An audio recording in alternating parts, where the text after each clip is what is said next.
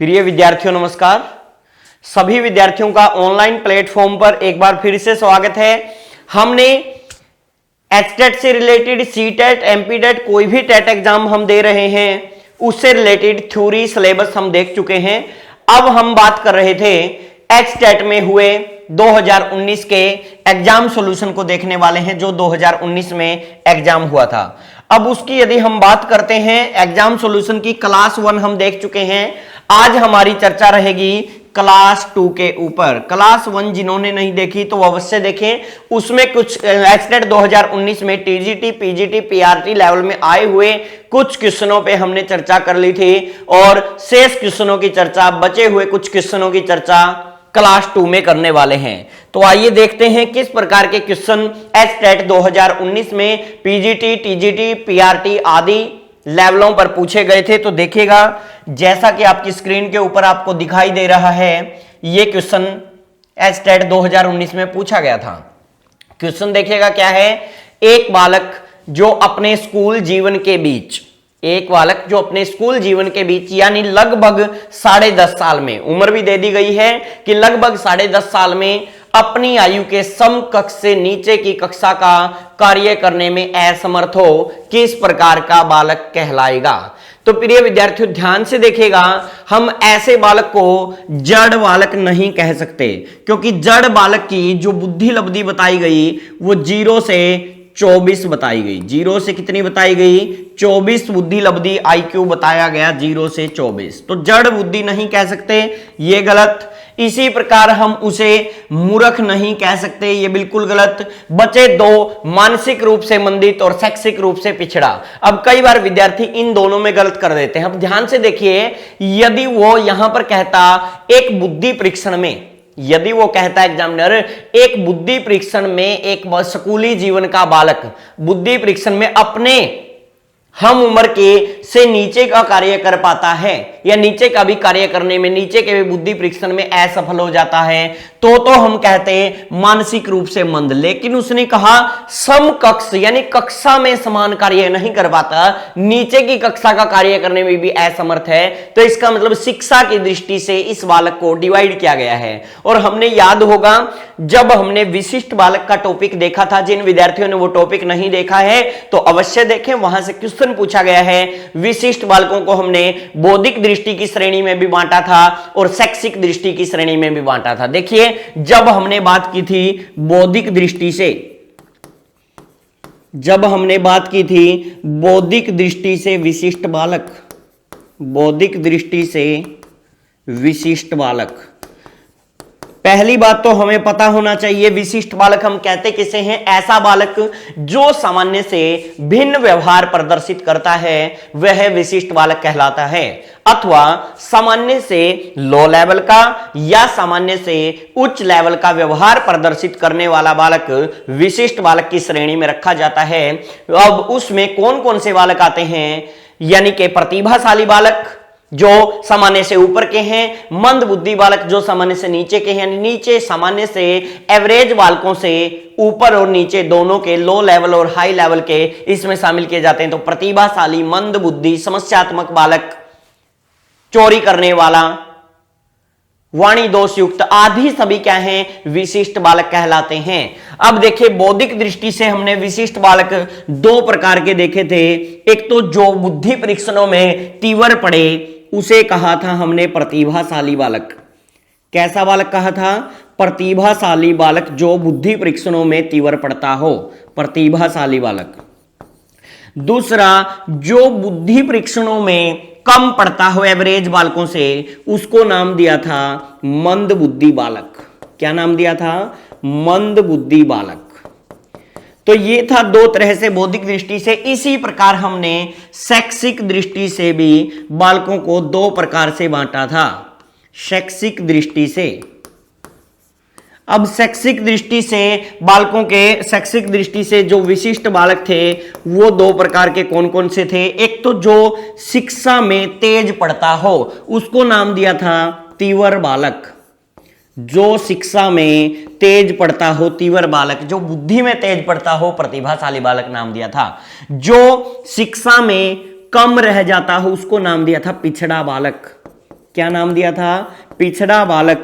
जो बुद्धि में कम रह गया उसको नाम दिया था मंद बुद्धि बालक। अब वही क्वेश्चन आपके सामने है। फिर देखिए, यदि बुद्धि परीक्षणों का सवाल होता कि बुद्धि परीक्षण में अपने हम उम्र के समान कार्य नहीं कर पाता, नीचे के बुद्धि परीक्षणों में भी कम अंक प्राप्त करता है, तो आंसर होता मंद बुद्धि बालक, मानसिक रूप से मंदित बालक। फिर तो ए आंसर होता। अब ये समकक्ष, कक्षा से रिलेटेड या शिक्षा से रिलेटेड बात हो तो जो अपनी कक्षा के ऊपर का, अपनी कक्षा से भी अधिक कार्य कर पाता है, अपनी कक्षा के बालकों से भी अधिक कार्य कर पाता है, वो तो होगा तीव्र बालक। और अपनी कक्षा से नीचे का भी कार्य करने में असमर्थ होता है, वो होगा पिछड़ा बालक। तो दिए गए ऑप्शनों में शैक्षिक रूप से पिछड़ा बालक, बी ऑप्शन राइट आंसर होगा। उम्मीद करता हूं ये सारी बातें आपको अच्छे से समझ आ गई होंगी। बढ़ते हैं नेक्स्ट क्वेश्चन की तरफ। अगला क्वेश्चन आपकी स्क्रीन के ऊपर दिया गया है, देखिएगा ध्यान से। क्वेश्चन क्या है? क्वेश्चन है कि निम्न में से कौन सा वृद्धि एवं विकास के संदर्भ में सही नहीं है? वृद्धि एवं विकास के टॉपिक पे हमने डिटेल से चर्चा की थी, वहां विकास के सिद्धांत हमने देखे थे। उन्हीं सिद्धांतों में से हमने 14-15 जो सिद्धांत देखे थे, उन्हीं में से 4 सिद्धांत ऑप्शन में डाल रखे हैं। देखिएगा, ये कह रहा है कौन सा वृद्धि एवं विकास के बारे में सही नहीं है। तो सबसे पहला देखिएगा, पैर से सिर, पहला ही गलत दिया गया है, क्योंकि जो बालक का विकास होता है वो सर से पैर की ओर होता है, जो कि सी ऑप्शन में दिया गया है कि सर से पैर की ओर। निकट से दूर की ओर होता है, यह बात भी सही है। सर से पैर की ओर होता है, यह बात भी सही है। और इस कर वंशानुक्रम, वातावरण दोनों का प्रभाव पड़ता है, यानी दोनों की अंतःक्रिया हेरिडिटी एंड एनवायरमेंट की इंटरेक्शन से होता है, यह भी बात बिल्कुल सही है। तो इस सवाल का राइट आंसर ऑप्शन ए, पैर से सिर। क्यों? आइए थोड़ा सा बात को समझते हैं।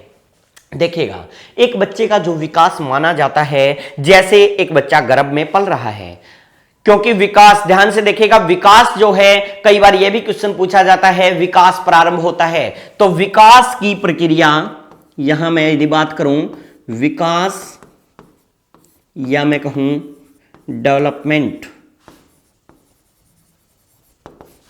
की प्रक्रिया गर्भावस्था से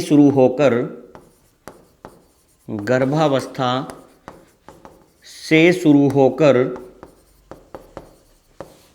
जीवन पर्यंत चलती रहती है, जीवन पर्यंत चलती रहती है।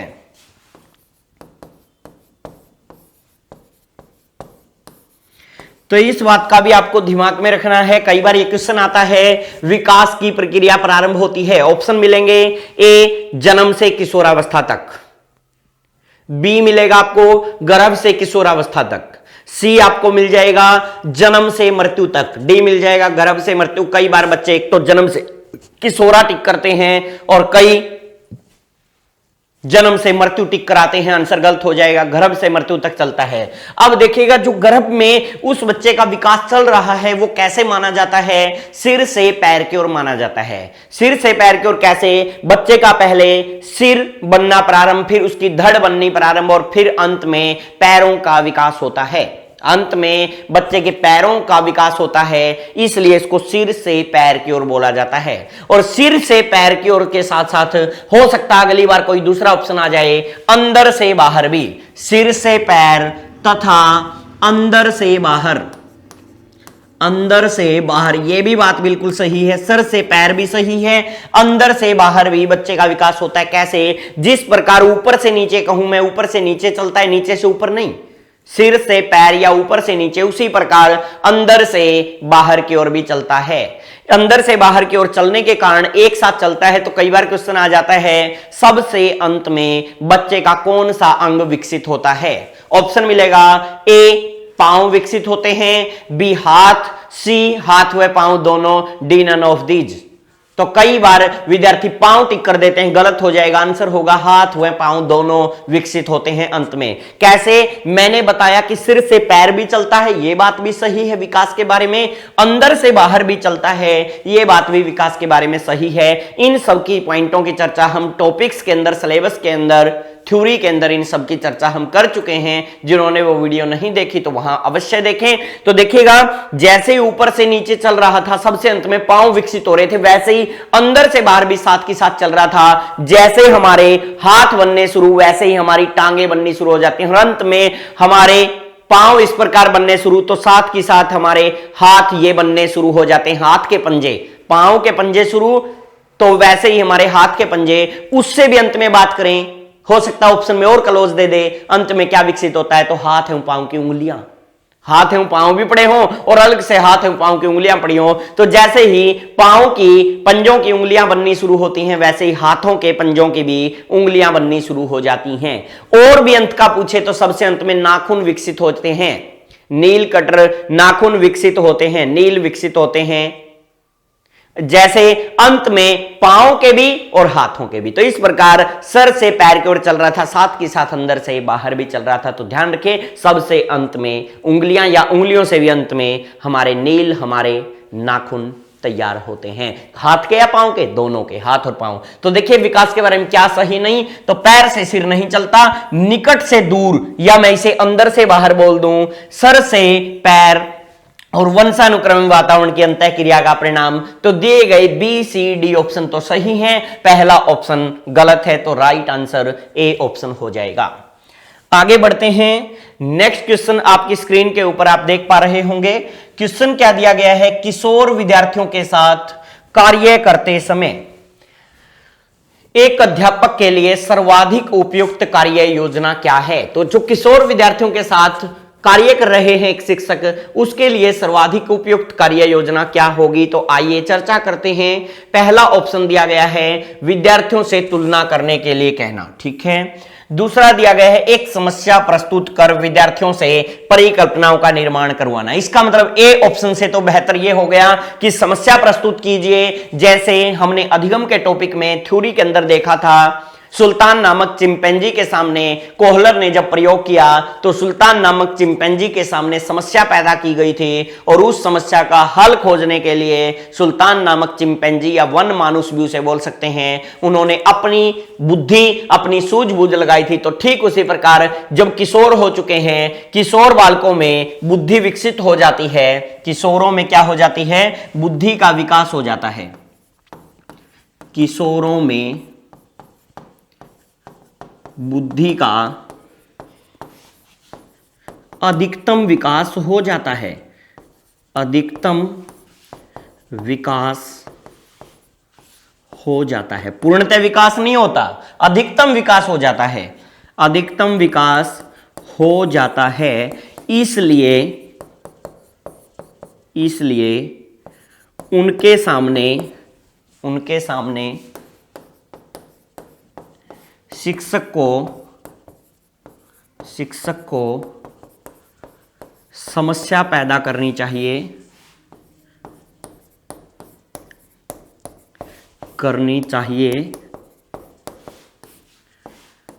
जिससे कि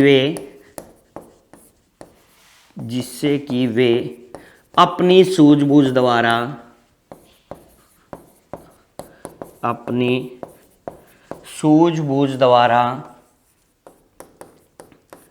समस्या को हल कर सकें।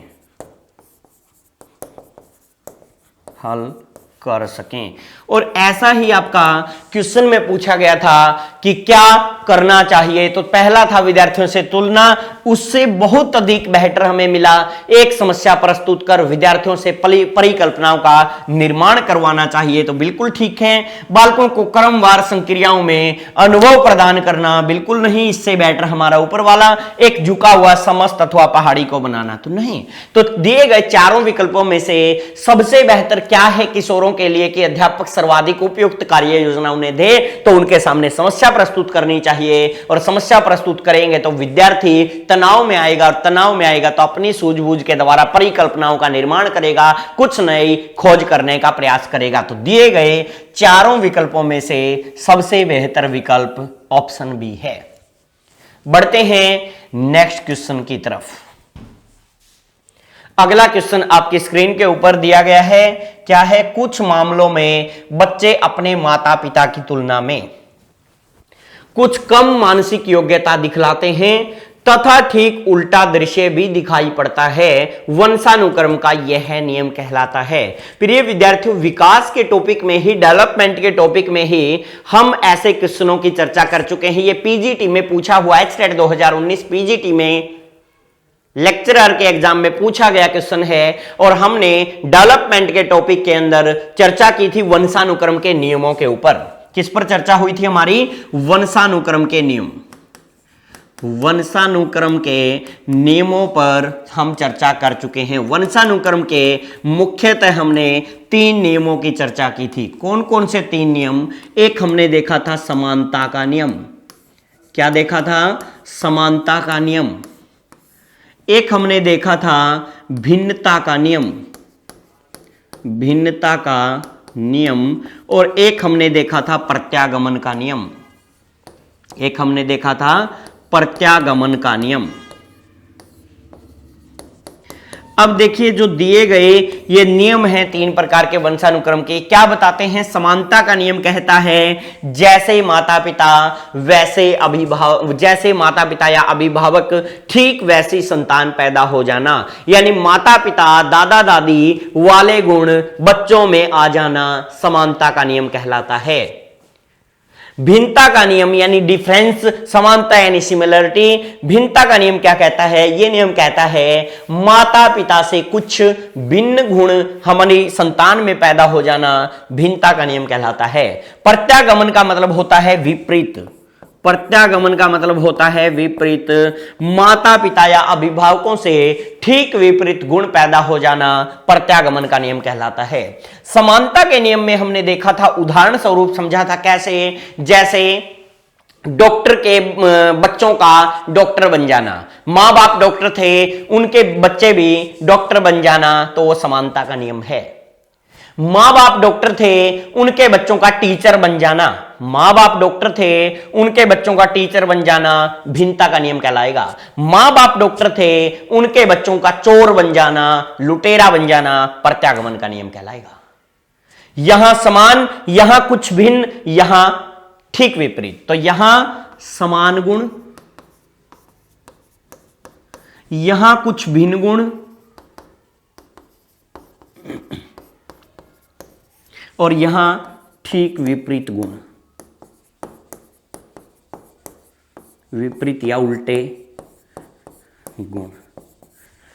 एक किसान के बेटे का किसान बन जाना समानता का नियम, किसान के बेटे का अध्यापक बन जाना भिन्नता का नियम, किसान के बेटे का चोर बन जाना प्रत्यागमन का नियम। तो इस प्रकार से आइए अब समझते हैं कि कुछ मामलों में बच्चे अपने माता पिता की तुलना में कुछ कम मानसिक योग्यता दिखलाते हैं, तथा इतना कहता कुछ कम मानसिक योग्यता दिखलाते हैं। बताइए वंशानुक्रम का कौन सा नियम है? फिर तो होता भिन्नता का नियम। कुछ भिन्न, कुछ कम, उनमें अधिक, उनसे कुछ कम मानसिक योग्यता दिखलाते हैं, लेकिन और जोड़ दिया साथ के साथ, तथा ठीक उल्टा दृश्य भी दिखाई पड़ता है। उल्टा दृश्य, ऑपोजिट, विपरीत पड़ते हैं अभिभावकों के। तो यह वंशानुक्रम का कौन सा नियम है? तो ए ऑप्शन राइट आंसर होगा, प्रत्यागमन का नियम। उम्मीद करता हूं ये तीनों नियम आपको अगली बार हो सकता है इसका उदाहरण आ जाए, अगली बार इसका उदाहरण आ जाए तो आसानी से आप हल कर पाएंगे। और ये जिन्होंने थ्योरी में नहीं देखा है, बड़ी डिटेल से हमने थ्योरी के अंदर चर्चा भी कर रखी है। आइए आगे बढ़ते हैं। अगला सवाल आपकी स्क्रीन के ऊपर क्या दिया गया है? निम्न में से कौन सा कथन बालक विकास के सिद्धांतों के बारे में गलत है? यानी बच्चे के विकास के बारे में 4 ऑप्शन दिए गए हैं, वो कह रहा है 4 में से कोई एक गलत है, इसका मतलब 3 ठीक होंगे। भाई गलत पूछा है तो 4 ऑप्शन में से 3 किसी प्रकार सही रहे होंगे, एक गलत रहा होगा, एक रॉन्ग रहा होगा, उसी रॉन्ग को सिलेक्ट करना है। तो आइए देखते हैं। पहला विकल्प दिया गया है, विकास एक निश्चित और पूर्व अनुमानित प्रारूप से होता है। यह बात बिल्कुल सही है। विकास के सिद्धांत देखे थे, विकास के सिद्धांतों से क्वेश्चन पूछा गया है, और विकास के सिद्धांतों में देखा था विकास एक निश्चित होता है, विकास की एक निश्चित दिशा होती है। डिफरेंस में भी देखी थी ये बात हमने, विकास के सिद्धांत के साथ साथ विकास के डिफरेंस में भी देखा था क्या, कि विकास एक निश्चित दिशा या क्रम में आगे बढ़ता है। विकास एक निश्चित दिशा एवं क्रम में आगे बढ़ता है। तो यह बात तो सही है। हमने विकास की भविष्यवाणी का सिद्धांत भी देखा था अथवा पूर्वानुमान का सिद्धांत भी देखा था, और पूर्वानुमान का सिद्धांत कहता है विकास या डेवलपमेंट की भविष्यवाणी की जा सकती है। बालक के वर्तमान परिस्थिति को देखकर उसके भविष्य के बारे में पता लगाया जा सकता है, ऐसा सिद्धांत में देखा था। तो विकास एक निश्चित दिशा में भी आगे बढ़ता है और यह पूर्व अनुमानित भी होता है, यानी पहले से इसका अनुमान, पहले से भविष्यवाणी प्रेडिक्शन की जा सकती है। तो पहला विकल्प तो बिल्कुल ठीक है, हमने चूज करना है गलत।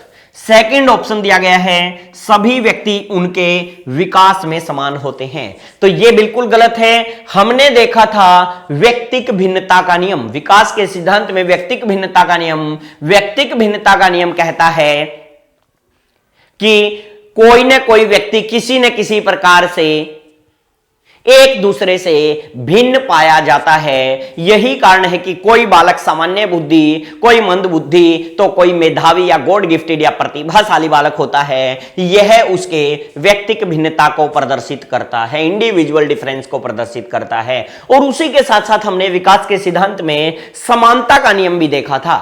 क्या देखा था? समानता का नियम भी, कि भिन्नता, विकास में भिन्नता पाए जाने पर समानता के लक्षण भी प्रदर्शित होते हैं। विकास के सिद्धांत में, थ्योरी में देख रखा है कि भिन्नता पाए जाने पर भी कुछ समान लक्षण दिखाई देते हैं। यही तो कारण है कि मानव जाति के सभी बालकों का गर्भ में विकास 9 माह में होता है, या 9 माह या 9 माह के आसपास, या पूर्णतः टाइम 9 माह 7 दिन होता है। तो वो विकास की क्या है? वो विकास की समानता है। वो विकास की क्या थी? समानता। लेकिन विकास में समानता के साथ साथ क्या भी पाई गई है? भिन्नता भी पाई गई है। तो इसीलिए यह विकल्प गलत है, क्योंकि इसमें साफ साफ कहा गया है सभी व्यक्ति उनके विकास में समान होते हैं। यदि यह ऑप्शन होता कुछ व्यक्ति विकास में समान भी होते हैं तो उनमें भिन्नता भी पाई जाती, फिर तो यह होता सही। लेकिन उसने तो दावा कर दिया कि प्रत्येक व्यक्ति या सभी व्यक्ति उनके विकास में उनके विकास में समान होते हैं। तो ये बात क्या हो गई? गलत। और चूज क्या करनी थी? रॉन्ग ही चूज करनी थी, गलत को ही चुनना था। तो आइए और आगे बढ़ते हैं। विकास आनुवंशिकी और वातावरण का उत्पाद है, तो ये बात तो सही है।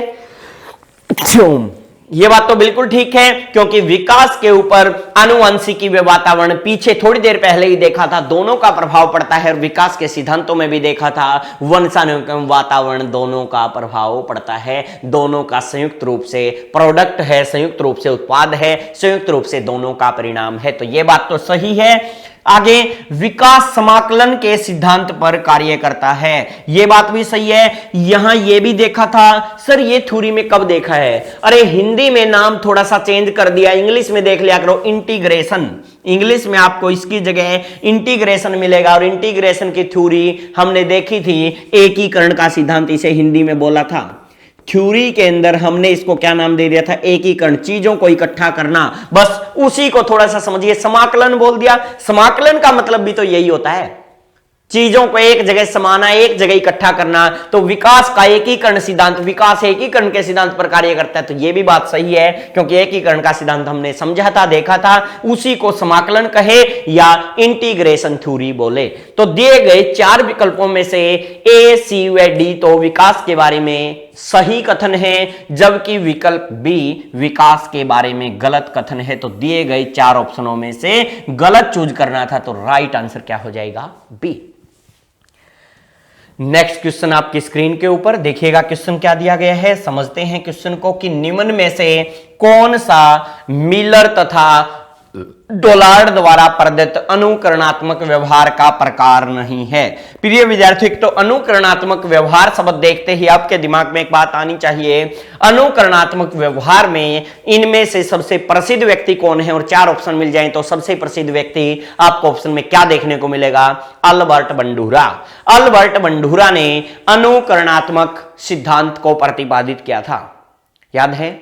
अल्बर्ट बंडूरा से कई बार क्वेश्चन पूछे जाते हैं, तो याद रखिएगा, अल्बर्ट बंडूरा ने अनुकरणात्मक सिद्धांत प्रस्तुत किया था, या सामाजिक अधिगम सिद्धांत प्रस्तुत किया था, या प्रेक्षणात्मक अधिगम सिद्धांत दिया था, या अवलोकनात्मक अधिगम सिद्धांत प्रस्तुत किया था, या जीवित जोकर का सिद्धांत प्रस्तुत किया था, या उसे ही हम बोबोडोल का सिद्धांत के नाम से जानते हैं, अनेकों उसके नाम हैं। तो अनुकरणात्मक अधिगम का सिद्धांत किसके द्वारा दिया गया था? तो राइट आंसर होगा अल्बर्ट बंडूरा। लेकिन अनुकरणात्मक व्यवहार को लेकर मिलर व डोनाल्ड ने भी चर्चा की थी और क्वेश्चन पूछा एक्सटेट 2019 में। क्या क्वेश्चन था कि निम्न में से कौन सा मिलर व डोनाल्ड द्वारा प्रदत्त अनुकरणात्मक व्यवहार का प्रकार नहीं है? तो आइए बात करते हैं। इन्होंने समान व्यवहार अनुकरण करते हैं, यानी समान व्यवहार जैसा उसका देखा।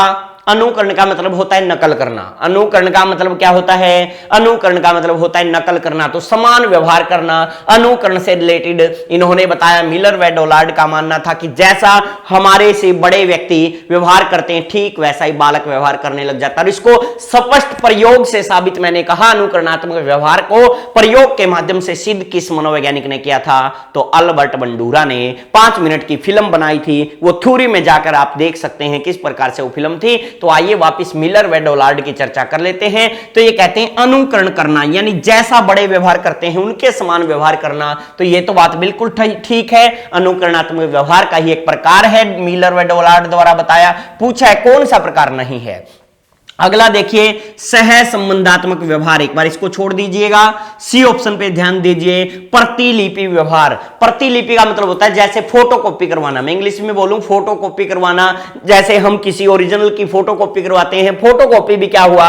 हूबहू वैसी ही उसकी नकल करना। प्रतिलिपि का मतलब हुआ हूबहू उसकी वैसी नकल करना जैसी वो है। तो इसका मतलब प्रतिलिपि व्यवहार भी अनुकरणात्मक व्यवहार का प्रकार हुआ। समान व्यवहार करना, प्रतिलिपि व्यवहार, सेम एज इट इज हूबहू व्यवहार उतारना। जैसे छोटे बच्चे कई बार बड़ों की प्रतिलिपि करते हैं, बड़ों की नकल उतारते हैं, तो वो भी इसका उदाहरण हुआ। सुमेलित आश्रित व्यवहार। सुमेलित यानी बिल्कुल उसके समान। सुमेलित का मतलब है उसके समान व्यवहार करना, जैसा दूसरे कर रहे हैं तो उसके समान व्यवहार करना, सुमेलित आश्रित व्यवहार। ये भी मिलर व डोनाल्ड द्वारा बताया गया अनुकरणात्मक व्यवहार का प्रकार है। लेकिन जो बी विकल्प दिया गया है सह संबंधात्मक व्यवहार, यह मिलर व डोनाल्ड द्वारा बताया गया अनुकरणात्मक व्यवहार का प्रकार नहीं था। क्योंकि मिलर व डोनाल्ड का मानना था कि यह तो सह संबंधात्मक व्यवहार अनुकरण नहीं हुआ। सह संबंधात्मक व्यवहार का मतलब है एक परिस्थिति को देखकर हम उस जैसी दूसरी परिस्थिति में जब वैसी चीजें प्रयोग करें उसको सह संबंधात्मक बोलते हैं। यहां हमने किसी व्यक्ति के व्यवहार की, किसी व्यक्ति के उसके नकल ना करके, कई बार जब हम ही पहले कभी ऐसी परिस्थिति में फंसे थे और वर्तमान में कभी ऐसी परिस्थिति में फंस गए तो उस जैसा सह संबंध उसके साथ कोरिलेट करके, चीजों को पहली परिस्थिति के साथ कोरिलेट करके उसके साथ जोड़ के थोड़ा सा सोचते हैं कि हां ऐसा भी हो सकता है। हूबहू ऐसा व्यवहार नहीं करते बल्कि ये सोचते हैं हां ऐसा कुछ पहले थोड़ा बहुत उससे मिलता जुलता हुआ था, अब ऐसा कर सकते हैं, तो वो होता है सह संबंधात्मक व्यवहार। इसलिए यह अनुकरणात्मक व्यवहार में शामिल नहीं था, क्योंकि ए, सी व डी तो तीनों अनुकरणात्मक व्यवहार थे, एक प्रकार की दूसरों की नकल थे, जबकि इसमें दूसरों की नकल सेम एज इट इज हूबहू कॉपी नहीं थी। तो मिलर व डोनाल्ड द्वारा दिए गए 4 विकल्पों में से बी विकल्प अनुकरणात्मक व्यवहार का प्रकार नहीं बताया गया। आगे बढ़ते हैं, नेक्स्ट क्वेश्चन देखते हैं। देखिएगा क्या दिया गया है आपकी स्क्रीन पे क्वेश्चन। वाइगोत्स्की के अनुसार कार्य करने की वह सीमा जो बालक अकेले के लिए बहुत कठिन हो परंतु प्रौढ़ और अधिक कुशल साथी की सहायता से करना संभव हो, क्या कहलाती है? प्रिय विद्यार्थियों, वाइगोत्स्की के नाम को देखकर आपको एक बात दिमाग में आनी चाहिए। वाइगोत्स्की ने कौन सा सिद्धांत प्रस्तुत किया था? तो वाइगोत्स्की ने सामाजिक विकास, वाइगोत्स्की ने कौन सा सामाजिक विकास सिद्धांत दिया था? सर आपने अभी तो कहा ये तो अल्बर्ट बंडूरा ने दिया था। मैंने नहीं कहा कि सामाजिक विकास अल्बर्ट बंडूरा ने दिया, मैंने कहा था सामाजिक अधिगम सिद्धांत अल्बर्ट बंडूरा ने दिया। छोटी छोटी बातों में फर्क है, थ्योरी में भी ये बातें मैं बार बार बता चुका हूं। हम छोटी छोटी यही गलतियां करते हैं। यदि क्वेश्चन है सामाजिक अधिगम सिद्धांत किसके द्वारा दिया गया, तो राइट आंसर होगा अल्बर्ट बंडूरा, यानी सोशल लर्निंग थ्योरी पूछे तो अल्बर्ट बंडूरा। जैसे ही अधिगम हटा के उसके पीछे विकास शब्द लगा दे, सामाजिक विकास सिद्धांत या सोशल डेवलपमेंट थ्योरी, तो आंसर वाइगोत्स्की हो जाएगा। फिर रिपीट कर रहा हूं, सोशल लर्निंग अल्बर्ट बंडूरा, अनुकरणात्मक लर्निंग इमीडिएट लर्निंग भी बोल सकते हैं, तो वो अल्बर्ट बंडूरा। लेकिन जैसे ही सोशल डेवलपमेंट बोलेगा तो आंसर वाइगोट्स्की। इसी के सिद्धांत को सांस्कृतिक विकास का सिद्धांत भी कहते हैं, सांस्कृतिक विकास का सिद्धांत या कल्चरल डेवलपमेंट थ्योरी। और इसी के सिद्धांत को सामाजिक सांस्कृतिक विकास का सिद्धांत भी कहते हैं, सामाजिक सांस्कृतिक विकास का सिद्धांत, सामाजिक सांस्कृतिक विकास सिद्धांत के नाम से भी, यानी सोशल कल्चरल डेवलपमेंट थ्योरी के नाम से भी जानते हैं। और इस थ्योरी के अंदर इन्होंने दो कंसेप्टों पे चर्चा की थी। एक कंसेप्ट था जेडपीडी, एक कंसेप्ट था ZPD, full form zone of proximal development, zone of proximal development. और दूसरा इन्होंने बताया था स्कैफोल्डिंग, दूसरा स्कैफोल्डिंग। ये दो कंसेप्ट इस थ्योरी के अंदर बताए थे लेव वाइगोट्स्की ने, एक स्कैफोल्डिंग और एक जेडपीडी। स्कैफोल्डिंग कई बार हिंदी मीडियम में भी स्कैफोल्डिंग लिखाएगा, लेकिन जेडपीडी के हिंदी में नेको नाम है। इसको हिंदी में आसन विकास का क्षेत्र भी कहते हैं, हिंदी में निकटतम विकास का क्षेत्र भी कहते हैं, हिंदी में जेडपीडी को संभावित विकास का क्षेत्र भी कहते हैं। हिंदी में इसके अनेकों नाम है और मैं थ्योरी में भी बार बार बता चुका हूं। तुरंत साइड में इंग्लिश होती है, आपको इंग्लिश मीडियम में देख लेना, जेडपीडी या full form zone of proximal development पढ़ा मिलेगा। और स्कैफोल्डिंग भी कंसेप्ट बताया था और जेडपीडी भी कंसेप्ट बताया था। हमने जेडपीडी में समझा था इसी प्रकार से जैसा क्वेश्चन में दिया गया है कि वाइगोट्स्की के अनुसार कार्य करने की वह सीमा जो बालक अकेले के लिए बहुत कठिन हो परंतु प्रौढ़ और अधिक कुशल साथी की सहायता से उसको करना संभव हो। यानी कि किसी व्यक्ति की कार्यकारी क्षेत्र व वास्तविक क्षेत्र के मध्य के अंतर को ही हमने जेडपीडी कहा था या आसन विकास क्षेत्र कहा था। और यह इस प्रकार दे दे कि जो बालक अकेले के लिए बहुत कठिन काम लग रहा हो परंतु किसी प्रौढ़ या अधिक कुशल साथी की सहायता से उस काम को करना संभव हो तो वह क्या कहलाएगा? आसन विकास क्षेत्र या जेडपीडी कहलाएगा। क्या कहलाएगा?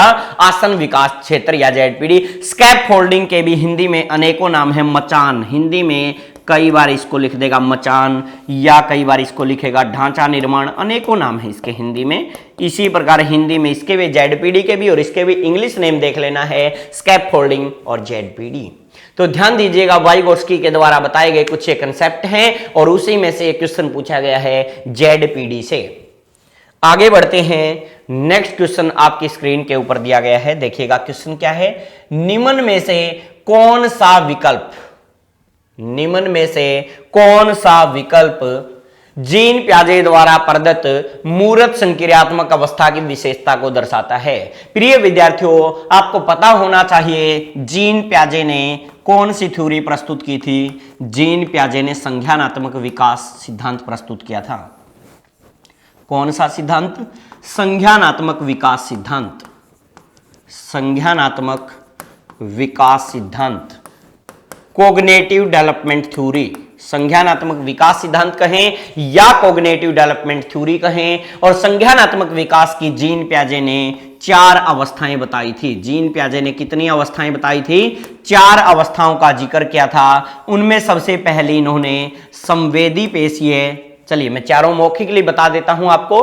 पहली संवेदी पेशीय, दूसरी पूर्व संक्रियात्मक अवस्था, तीसरी मूर्त संक्रियात्मक अवस्था और चौथी औपचारिक संक्रियात्मक अवस्था।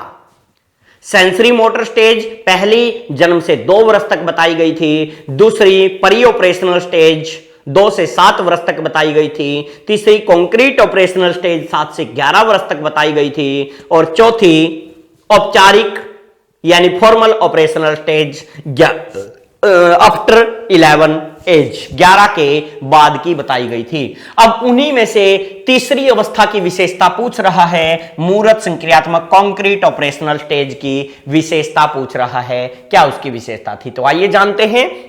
दिए गए 4 विकल्पों में से पहला दिया गया है बच्चे के कारण प्रभाव संबंध तथा वस्तु के स्थायित्व संबंधी विचारों का विकसित होना, विचारों का विकसित होना। तो देखिएगा, जो पहली विशेषता दी गई है आपको पता होना चाहिए, यह संवेदी पेशीय अवस्था की विशेषता है। कौन सी अवस्था? संवेदी पेशीय अवस्था, या इसे ज्ञानेंद्रियों की अवस्था भी कह सकते हैं। अनेकों इसके नाम हैं। जिन्होंने जीन पियाजे, कोहलबर्ग, वाइगोत्स्की की थ्योरी नहीं देखी है वो अवश्य देखें। हमारे एप्लीकेशन में वो डली हुई है, पहले से ही डिटेल से वहां पे मैंने चर्चा की है। उन थ्योरियों में से बहुत क्वेश्चन आपके उठने वाले हैं, चाहे आप कोई भी एग्जाम देने जा रहे हैं टीचिंग लाइन से जुड़ा हुआ, भले ही आप एमपी टेट दें, आप एचटेट दें, सी टेट दें, रीट दें, केवीएस, DSSS, कोई भी आप एग्जाम जो टीचिंग से जुड़ा है, तो जीन पियाजे, कोहलबर्ग और वाइगोत्स्की से क्वेश्चन नहीं छूटने वाला है। आप कोई भी टीचिंग से जुड़ा एग्जाम उठा के दे सकते हैं। तो देखिएगा, पहली जो विशेषता दी गई है आपको पता होना चाहिए, यह संवेदी पेशीय अवस्था की विशेषता दी गई है। दूसरा, बालक के संरक्षण, ये मैं थ्योरी में बता चुका हूं। स्थायी तव का, यानी स्थायी तव को बोलूंगा मैं ऑब्जेक्ट परमानेंस, और ऑब्जेक्ट परमानेंस को हमने कौन सी अवस्था में पढ़ा था? जन्म से 2 वर्ष की अवस्था में पढ़ा था, संवेदी पेशीय। दूसरा, बालक में संरक्षण के सिद्धांत, संरक्षण का मतलब है कंजर्वेशन, संरक्षण के सिद्धांत को प्राप्त करना और तार्किक विचारों को प्रकट करना। यह बालक के किस उसमें देखा गया था? यह बालक के इसमें मूर्त संक्रियात्मक में हमने देखा था। यह बालक के किस में देखा था? मूर्त संक्रियात्मक की विशेषता है, कॉन्क्रीट ऑपरेशनल स्टेज, क्योंकि संरक्षण का सिद्धांत कंजर्वेशन भी यहां आता है। ऊपर वाले जो इससे पीछे छूटी पूर्व संक्रियात्मक, वहां संरक्षण का अभाव होता है, और मूर्त संक्रियात्मक में संरक्षण का गुण आ जाता है, कंजर्वेशन का गुण। मैंने चाय का और अनेकों उदाहरण आपके सामने प्रस्तुत किए थे। तीसरा है, बालक अपने परिवेश को सांकेतिक रूप से दर्शाना आरंभ करता है। यह उसकी संवेदी पेशीय अवस्था की ही विशेषता है, संवेदी। इसके अलावा इसका अंत और किसका प्रारंभ? यहां पूर्व संक्रियात्मक प्रारंभ, इसका अंत होता है और इसका प्रारंभ। और चौथा दिया गया है, तार्किक विचार विभिन्न प्रारूप बनाने में सक्षम होता है। यह होता है औपचारिक संक्रियात्मक में, औपचारिक संक्रियात्मक। अब कई विद्यार्थियों के मन में एक ख्याल आएगा, सर तार्किक विचार तो बी ऑप्शन में भी हैं, वहां आपने मूर्त लिख दिया, तार्किक विचार डी में भी हैं, यहां मूर्त क्यों नहीं लिखा? ध्यान से समझिए, मैंने थ्योरी और कंसेप्ट में डिटेल से चर्चा की थी कि तार्किक विचार 2 तरह से होते हैं, एक मूर्त तार्किक और दूसरा अमूर्त तार्किक। तार्किक विचार मैंने ऐसा, तार्किक किसे कहेंगे? तार्किक विचार वो विचार होते हैं जिसमें बालक तर्क वितर्क कर सके, सूझबूझ लगा के, समझबूझ लगा के, तार्किक विचार कहलाते हैं। तार्किक विचारों को हमने 2 भागों में डिवाइड किया था, मूर्त तार्किक और अमूर्त तार्किक। जो बालक मूर्त को देखकर ही अपने विचार प्रकट कर सके, प्रत्यक्ष वस्तु को देखकर, प्रत्यक्ष घटना को देखकर विचार प्रकट कर सके, वो उसके तार्किक मूर्त का भाग हुआ। और जब बालक बिना मूर्त देखे ही विचारों को प्रकट करे, बिना मूर्त देखे ही अपनी सूझबूझ प्रदर्शित करे, वह अमूर्त तार्किक होगा। अब देखिएगा इसमें क्या दिया गया और उसमें अंतर देखिए, वहां तार्किक विचार प्रकट करना शुरू कर देता है। तार्किक विचार प्रकट तो शुरू कहां कर दिए? मूर्त अवस्था में ही, क्योंकि तार्किक विचार 2 तरह के, एक मूर्त होते हैं, एक अमूर्त। जैसे बालक स्कूल की उम्र हुई, स्कूल की अवस्था हुई, बाल्यावस्था हुई, बाल्यावस्था में मूर्त संक्रियात्मक अवस्था हुई, इसमें बालक क्या करता है? तार्किक विचार प्रारंभ कर देता है। 6 साल का बालक तार्किक विचार प्रारंभ शुरू कर देता है, 5 या 6 साल का, और उसके पूर्णतः तार्किक नहीं हुआ, क्योंकि तार्किक का कौन सा? केवल मूर्त भाग। पूर्णतः तार्किक यहां है, तार्किक विचारों के विभिन्न प्रारूप बनाने में सक्षम है, यानी मूर्त रूप से भी सोचने में सक्षम है, अमूर्त रूप से भी सोचने में सक्षम है। तो मूर्त में नहीं, मूर्त संक्रियात्मक में नहीं, फिर वो औपचारिक संक्रियात्मक में जा चुका है। और यहां केवल तार्किक विचार प्रकट करने शुरू किए हैं, तो प्रकट तो मूर्त से ही शुरू कर दिए। तो 4 विशेषताओं में से ऑप्शन बी में मूर्त संक्रियात्मक की विशेषता थी और बाकी 3 ऑप्शनों में अन्य अवस्थाओं की विशेषता दी गई थी। तो दिए गए 4 विकल्पों में से सबसे सटीक आंसर विकल्प बी होगा। बढ़ते हैं नेक्स्ट क्वेश्चन की तरफ। क्वेश्चन देखिएगा क्या दिया गया है। क्वेश्चन है आपके सामने, सीखना विकास की प्रक्रिया है। यह कथन किसके द्वारा दिया गया? तो यह कथन आपको कुछ परिभाषाएं आपको दिमाग में रखनी है। सीखना विकास की प्रक्रिया वुडवर्थ के द्वारा बताई गई थी। सीखना विकास की प्रक्रिया, यह डेफिनेशन वुडवर्थ ने दी थी। आगे बढ़ते हैं। नेक्स्ट क्वेश्चन आपकी स्क्रीन के ऊपर देखिएगा क्या दिया गया है। निम्न में से कौन सा विकल्प समाजीकरण की प्रक्रिया के अंतर्गत नहीं आता? बिल्कुल सिंपल क्वेश्चन है। समाज के अंतर्गत, समाजीकरण की अंतर्गत सोशलाइजेशन प्रोसेस के इंटर नहीं आता है, उसके अंडर नहीं आता। तो देखते हैं, पहला दिया गया है सामाजिक रूप से सम्मत तौर तरीकों के व्यवहारों को सीखना। तो ये तो समाजीकरण की प्रक्रिया हो गई, समाज के नियमों को, समाज के रूल रेगुलेशन, समाज के आदर्शों आदि को सीखना, यानी सामाजिक रूप से सम्मत तौर तरीके, जो सहमति से, जो एक प्रकार की सहमति से जो तौर तरीके उस समाज के हैं उनको सीखना। तो ये तो समाजीकरण की प्रोसेस में आ गया। सामाजिक रूप से सम्मत भूमिकाओं को निभाना या भूमिकाओं को करना, तो ये भी समाजीकरण की प्रक्रिया आ गई। सामाजिक अभिवृत्ति का विकास, ये भी तो समाजीकरण की प्रक्रिया आ गई। आत्म केंद्रित व्यवहार, ये सब से जुड़ा हुआ न कि समाज से, अपने खुद से। आत्म केंद्रित व्यवहार, ईगोसेंट्रिज्म बिहेवियर अपने सब से जुड़ा है, अपने खुद से जुड़ा है। और इसकी जीन प्याजे ने अपने सिद्धांत में चर्चा की थी और सिद्धांत का नाम एल्किन द्वारा दिया गया था। थ्योरी मैंने करवा रखी है, डिटेल से उन थ्योरी को देखिए। तो समाजीकरण दिए गए 4 विकल्पों में से कौन सा विकल्प कह रहा है नहीं आता, नहीं पूछा है, तो डी विकल्प राइट आंसर, क्योंकि यह सब से जुड़ा है और बाकी 3 ऑप्शन ए, बी व सी समाजीकरण की प्रोसेस से जुड़े हैं। बड़ा सिंपल क्वेश्चन था। नेक्स्ट क्वेश्चन की तरफ बढ़ते हैं। क्वेश्चन दिया गया है आपकी स्क्रीन के ऊपर, पूर्व अधिगम द्वारा वर्तमान अधिगम, पूर्व अधिगम द्वारा वर्तमान अधिगम को धनात्मक रूप से सुसाध्य बनाना। अधिगम के टॉपिक में देखी थी ये चीजें हमने। पूर्व अधिगम द्वारा वर्तमान अधिगम को धनात्मक रूप से सुसाध्य बनाना, उदाहरण के तौर पर योग संक्रिया द्वारा गुणा की संक्रिया, यहां गुणा आएगा, योग संक्रिया द्वारा, यानी जोड़ घटा के सवाल सीखने के बाद गुणा भाग के सवाल सीखना, यानी मैं ऐसे भी कह सकता हूं योग की संक्रिया के द्वारा अब गुणा संक्रिया को सहायता यानी सुसाध्य करना। इस प्रकार का अधिगम स्थानांतरण क्या कहलाता है? तो इस प्रकार का अधिगम स्थानांतरण दिए गए 4 विकल्पों में से ऑप्शन बी अनुक्रमिक स्थानांतरण कहलाता है। आप अधिगम स्थानांतरण की वीडियो को देखिएगा, वहां से आपको समझ आ जाएगा। अलग अलग प्रकार के हमने स्थानांतरण के प्रकार देख रखे हैं, तो दिए गए 4 विकल्पों में से ऐसे स्थानांतरण को अनुक्रमिक स्थानांतरण कहेंगे। बढ़ते हैं नेक्स्ट क्वेश्चन की तरफ। क्वेश्चन दिया गया है, बाल अपराध का कौन सा कारण नहीं है? फिर नहीं वाला क्वेश्चन है। तो देखिएगा, हमने विशिष्ट बालकों के प्रकार में बाल अपराधी बालक देखा था, और बाल अपराधी वो किस कारण हो सकते हैं? देखिए, बाल अपराधी क्या होता है? ऐसा बालक जो परिपक्वता से पहले ही अपराध कर दे, उसे बाल अपराधी बालक कहा जाएगा। और ऐसा बालक जो मेच्योरिटी के बाद अपराध करता है वह अपराधी कहलाएगा, बाल अपराधी नहीं। बाल का मतलब अभी वो बच्चा है, अभी वो बालक है, और बालक कब तक है? जब तक वो मैच्योर नहीं हुआ है।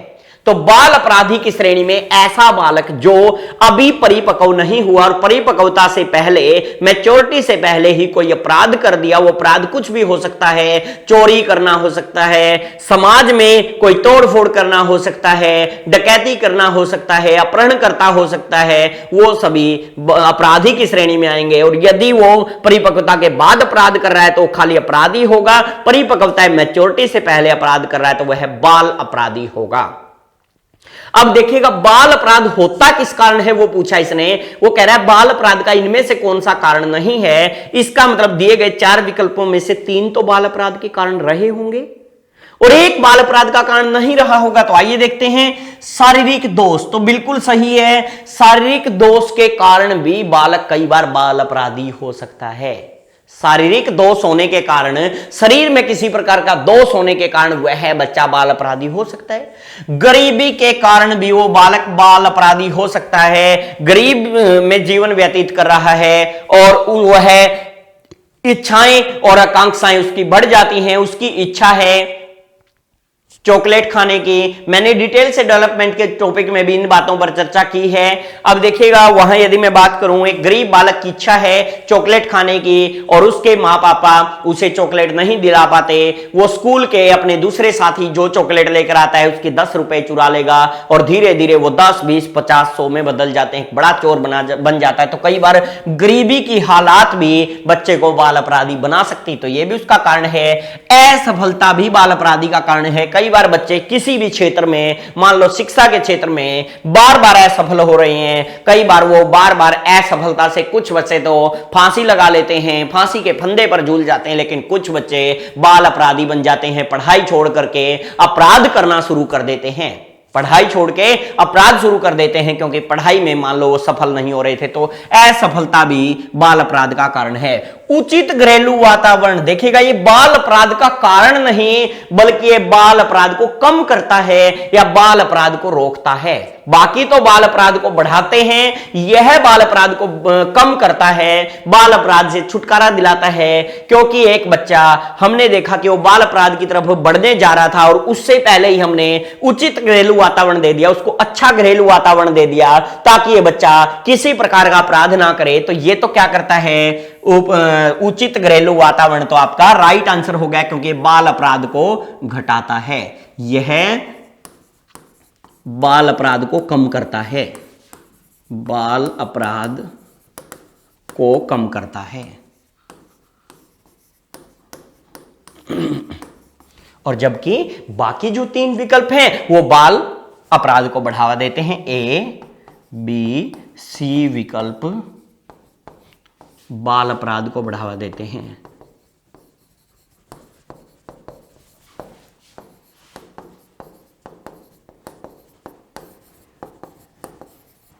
तो इसका राइट आंसर ऑप्शन डी, क्योंकि नहीं पूछा था। आगे बढ़ते हैं, नेक्स्ट क्वेश्चन आपकी स्क्रीन के ऊपर दिया गया है, देखिएगा क्वेश्चन क्या है। निम्न में से कौन सी योजना विद्यार्थियों में क्रांतिक आलोचनात्मक चिंतन कौशल के विकास को सर्वोत्तम प्रकार से पोषित करती है? शब्द आए हैं आलोचनात्मक चिंतन, मैंने चिंतन में आलोचनात्मक चिंतन अच्छे से समझाया था आपको।